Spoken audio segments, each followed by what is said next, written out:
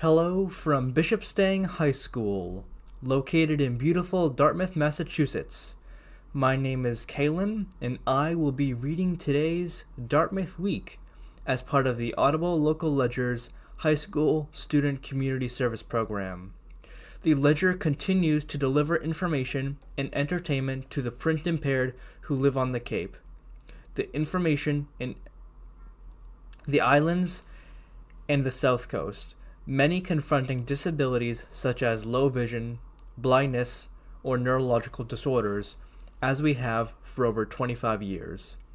Bishopstang High School is proud to assist in connecting these listeners with the outside world.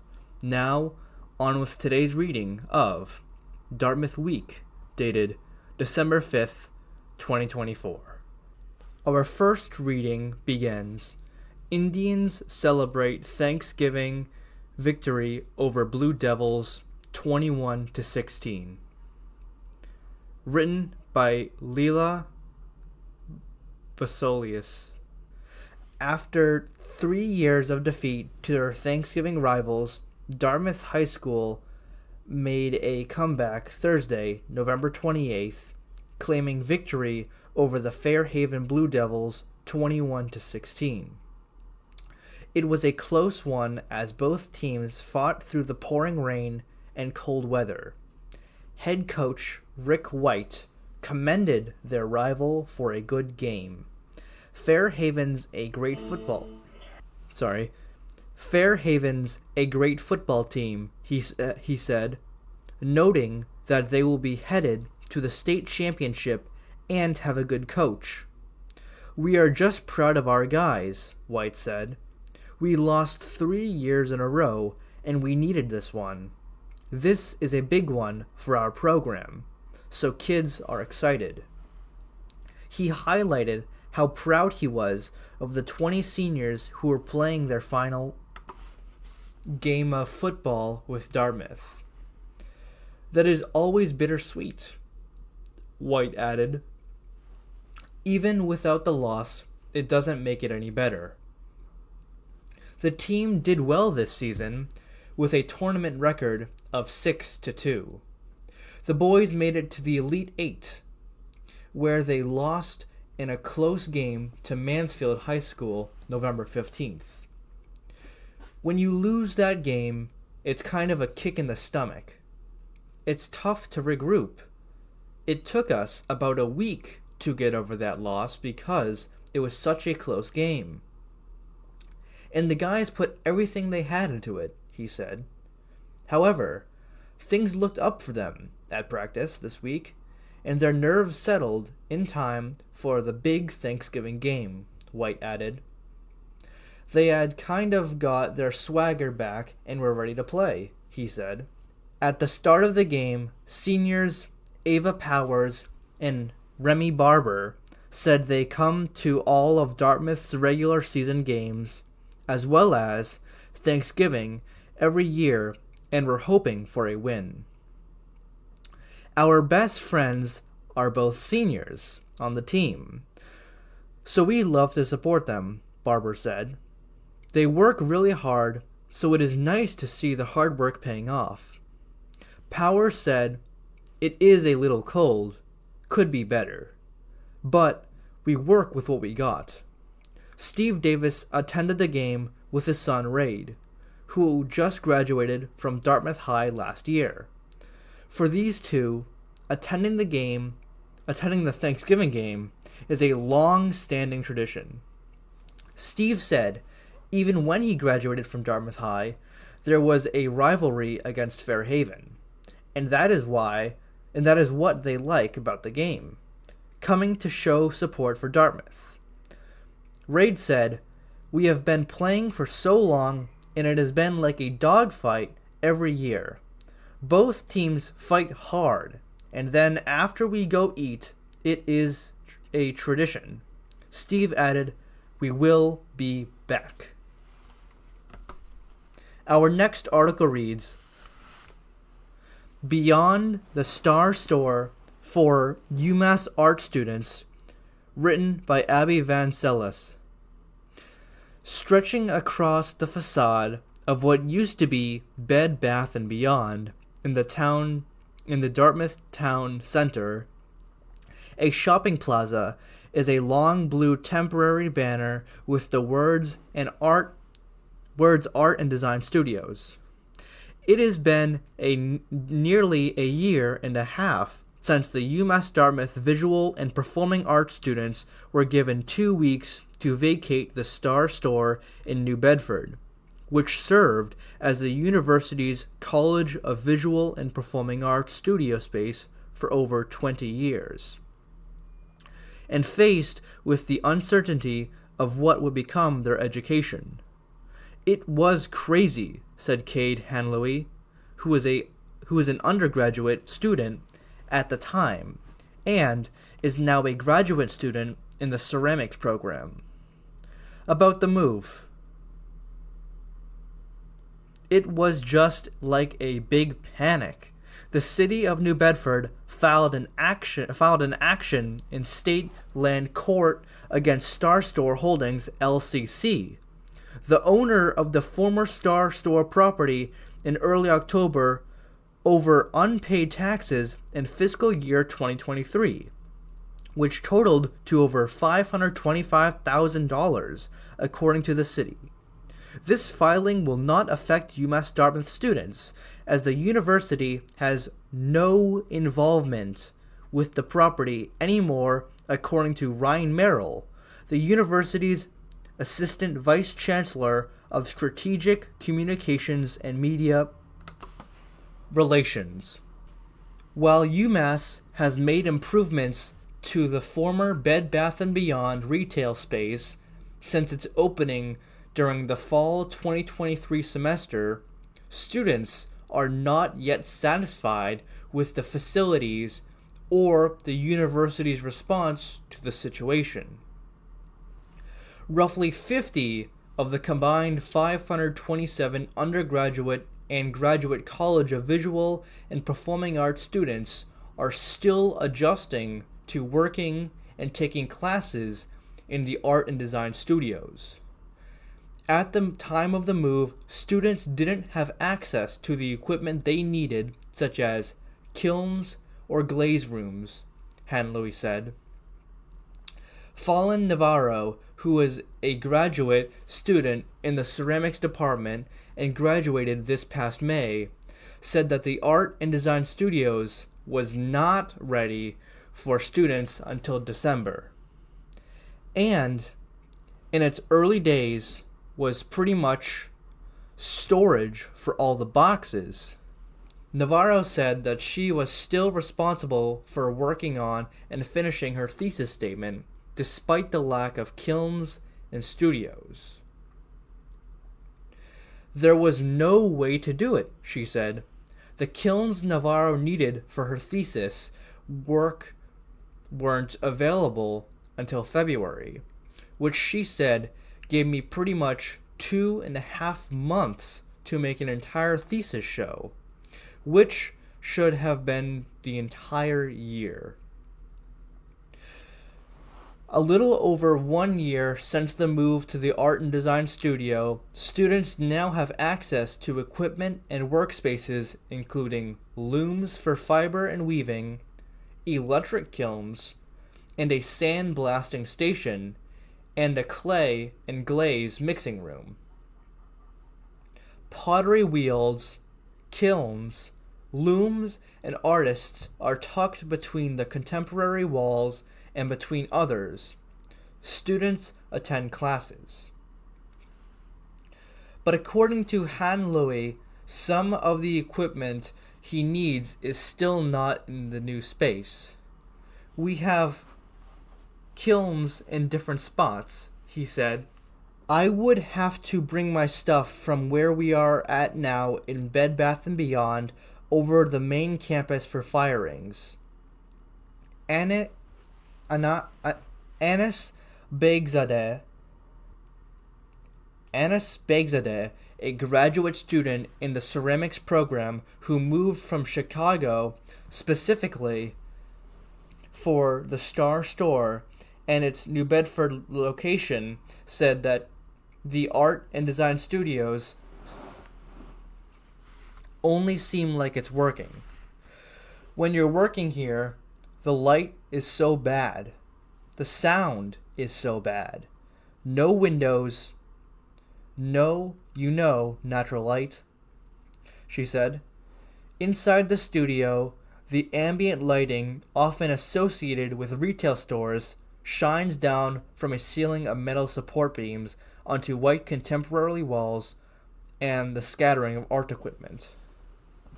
At the Star Store, all CVPA students, regardless of the major or program, were in the same building. And now that the programs are spread out, Begzada said they don't have access to other students from other departments, adding that she felt the point of being in the grad school is being with the other department students to work together. There are also unanswered questions left over from the move.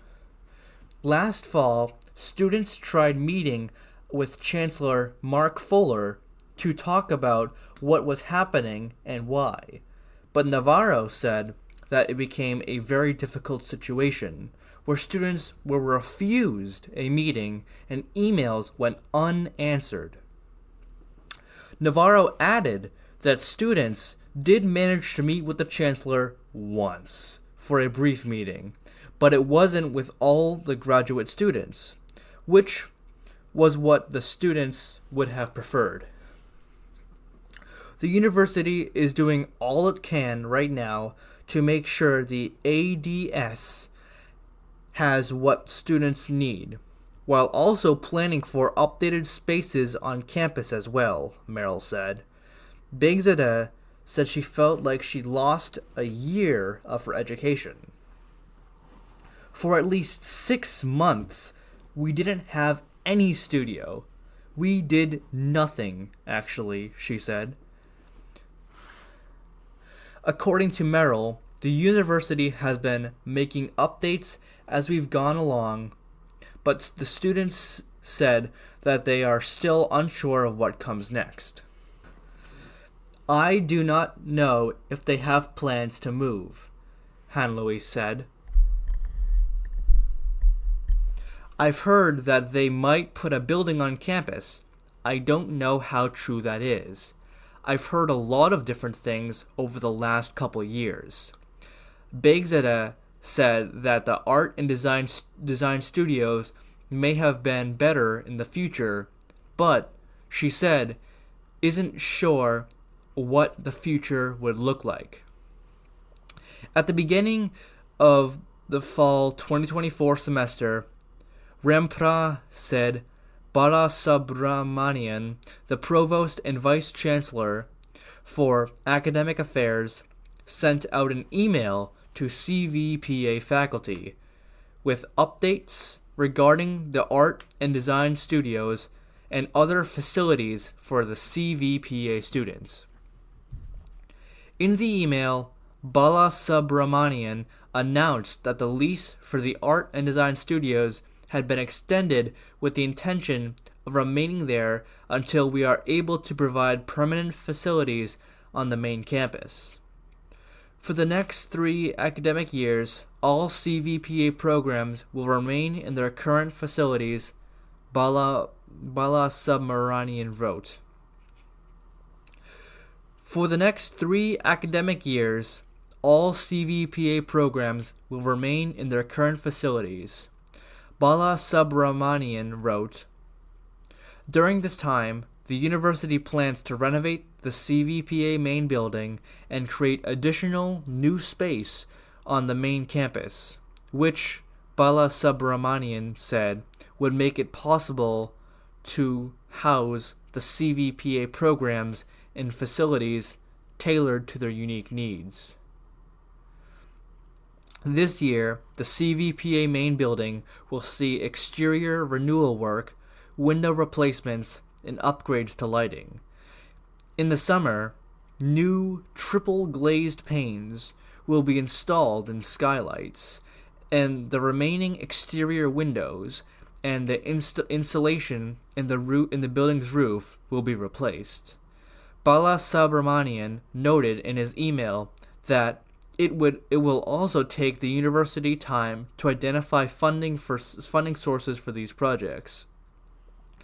While these projects will bring CVPA students back together in new spaces and with their necessary equipment for students like Bigzadeh and Navarro, these plans will not make up the time they lost during the move out of the Star Store and the months-long process of getting the art and design studio space set up on Dartmouth Town Center. Bigzadeh said she only chose to stay at UMass after the move because of her colleagues and because she didn't want to lose them all. I know that I lost 1 year in my education and it is not coming back, she said.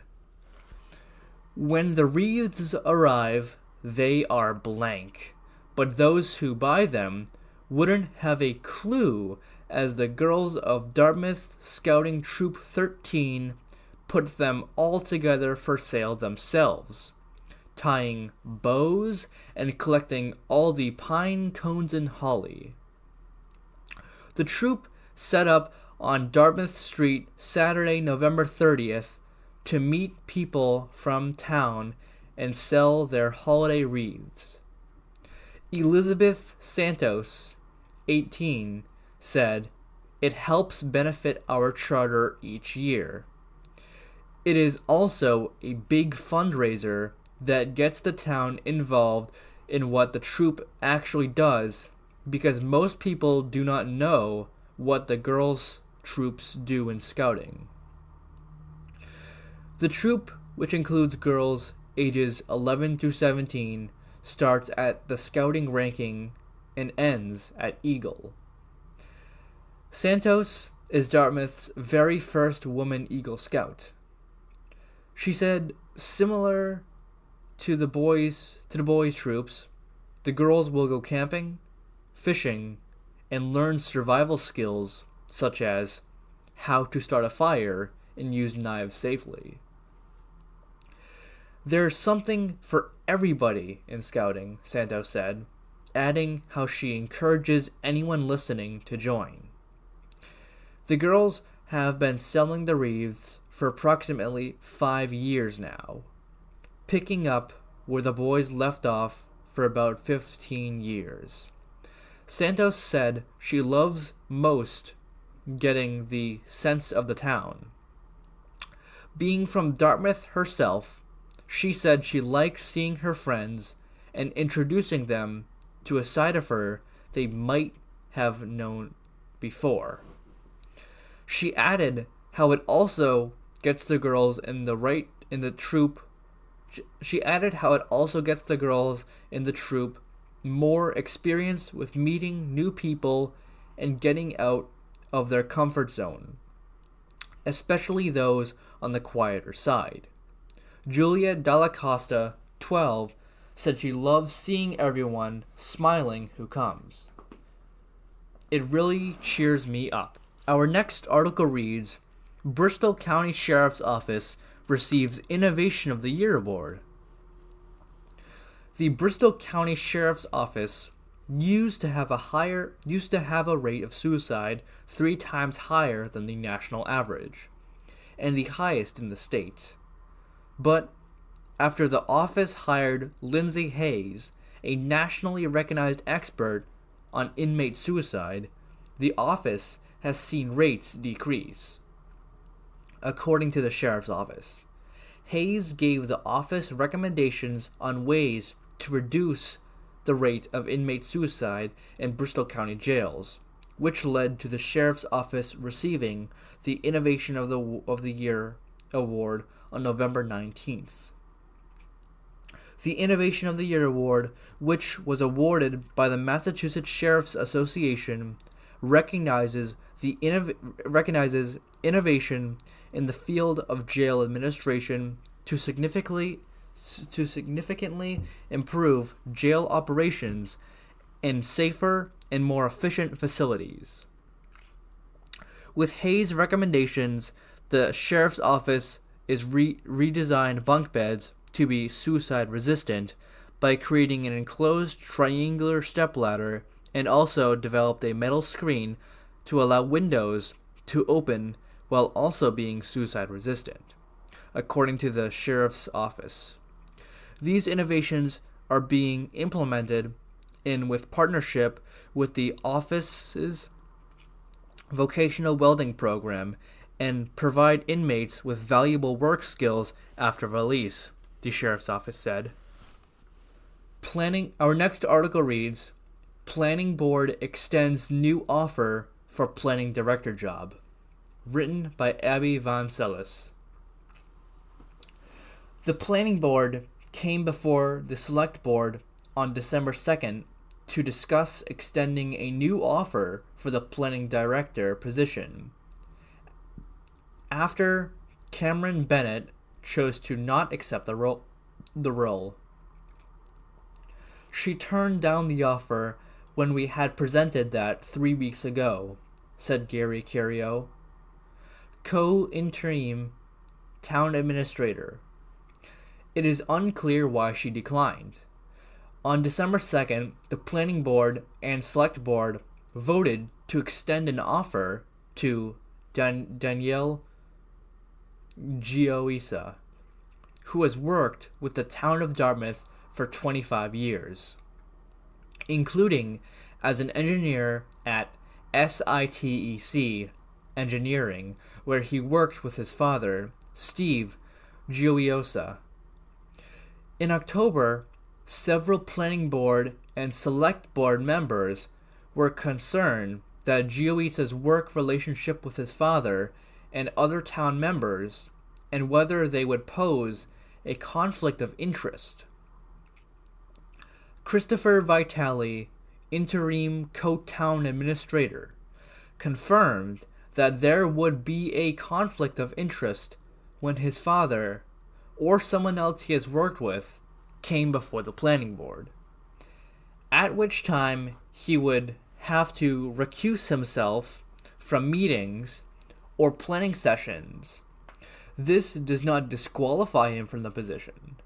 The position is being offered to Gioisa on the condition that he obtain an American Institute of Certified Planner certificate within a certain time frame. The certification holds the position to a higher standard, Cario said. If Gioisa turns down the offer, the Select Board would go out and use a recruitment agency to look for potential candidates, Cario said. Our next article reads, Celebrate Christmas in Padanaram with Holiday Stroll. Christmas is coming early to Padanaram Village on Friday, December 6th, when the annual holiday stroll will light up the streets and the now traditional buoy tree. We are just trying to make it good family fun, said Nicole Mello, treasurer for the Padanaram Business Association. We are hoping everybody can just really enjoy the lights being up, and it will put you in a Christmas spirit. A number of businesses in the village will be sharing holiday items or activities for kids. Anne Whiting Real Estate, for instance, will be providing cheese, crackers, and wine, along with pictures with the Grinch. Little Moss will have eggnog available, and Scuttlebutt will have German market street food and treats for kids. Over 20 businesses in the village will have some type of treat, drink, or activity to share. A DJ will be featured near Farm and Coast Market, along with 3 Victorian carolers. We are trying to make it like when you watch an old Hallmark movie or Lifetime movie. Mello said. We want to bring you back in time. The festivities officially kick off at 4 p.m. Santa will stroll into town on a fire truck at 4:30 p.m. And the third annual buoy tree lighting will start at 7 p.m. The buoy tree is more than just nautical flair. Each buoy represents a donation made by community members to the Friends of Jack Foundation, which provides programs and specialists for kids coping with medical situations at the hospital. Buoys are still available for purchase. Each buoy costs $10 for individuals and $50 for businesses, and can be purchased at Farmer and Coast Market, Team MCM at Gibson, Sotheby's International Realty, and Ann Whiting Real Estate. After painting and customizing the buoy, people can drop them off at the Padanaram Maritime Center in a small boat. Individual buoys go on the tree, while business buoys go along the boardwalk. 50 buoys will be chosen for the auction and sold online to the end of the year. The tree lighting will also feature a surprise dedication to a Dartmouth resident. This year, the Padanaram Business Association tried to get more food trucks to participate. The Ox Cart and Ella's will be there, and a few other trucks are working on getting their permits, Mello said. The stroll will again have Santa's tent set up in the Millbury and Company parking lot. Kids will be able to take pictures with Santa there, along with Santa. Characters from Disney's Frozen will be walking around. I've reached the end of our reading for today. If you know someone who could benefit from our service, or you're interested in either volunteering or donating to our nonprofit to keep us in the air, it is tax deductible. Please call 508-539-2030 or visit our website, audiblelocalledger.org. You can now listen to us on smart speakers like the Amazon Echo Dot and Google Home. Just say, Alexa or Google, play radio station Audible Local Ledger on TuneIn, and you'll have a clear, static, free connection to our readings. As always, thank you for listening, and for all of your continued support. This is Kalen. Bye for now.